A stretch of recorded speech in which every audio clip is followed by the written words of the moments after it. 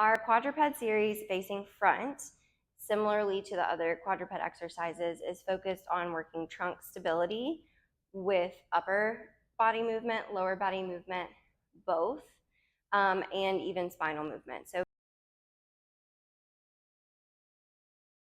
much like many of the exercises on the reformer, we have a range of springs that we can work with in quadruped, depending on what you're looking for.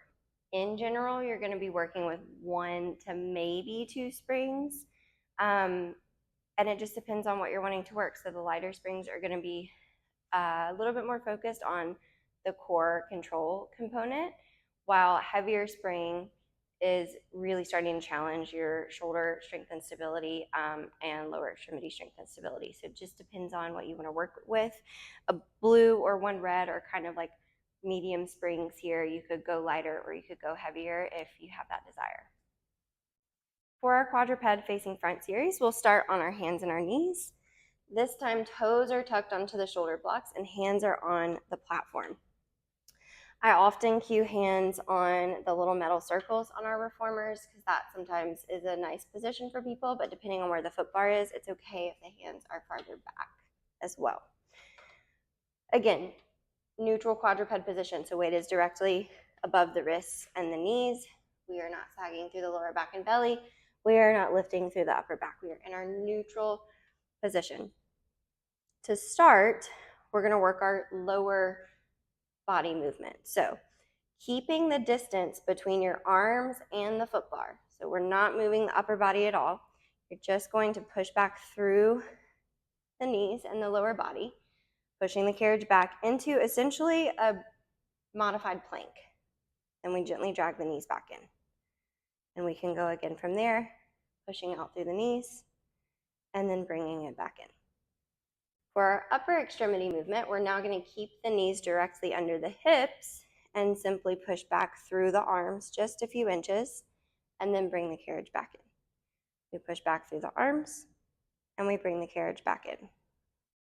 From here, we can combine the 2 exercises.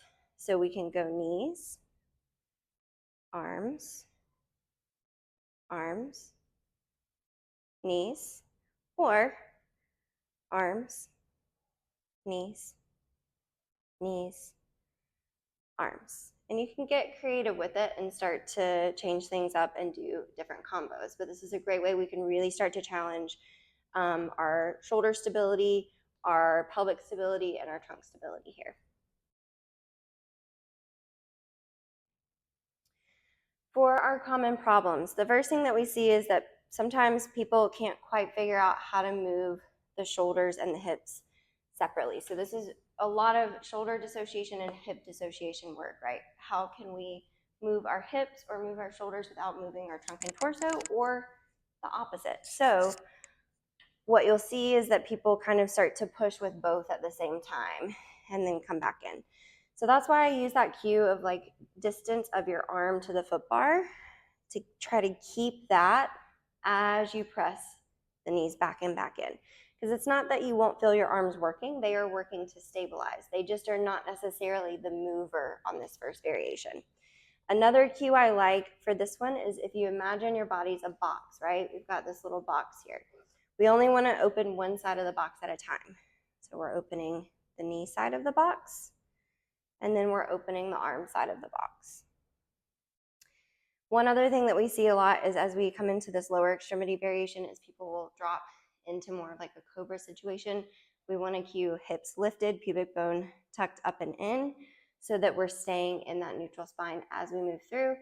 And then as with everything in quadruped, we want to check shoulder, upper body alignment. So you'll see shoulders shrug to the ears, you'll see head cocked up, right? Sometimes you'll see people overly pushing through their shoulders.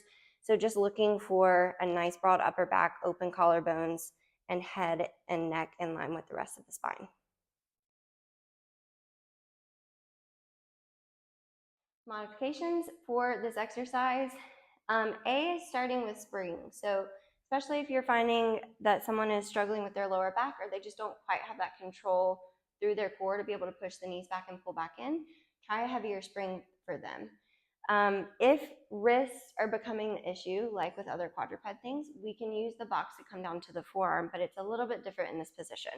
So in this position, we actually have to bring the foot bar down all the way, and then we can grab our box and place it on top of the foot bar. So we want to make sure that the edge of the box is sitting directly center on the top ledge of the foot bar. So you can see a bit of the foot bar, but there's not a gap between the foot bar and the box.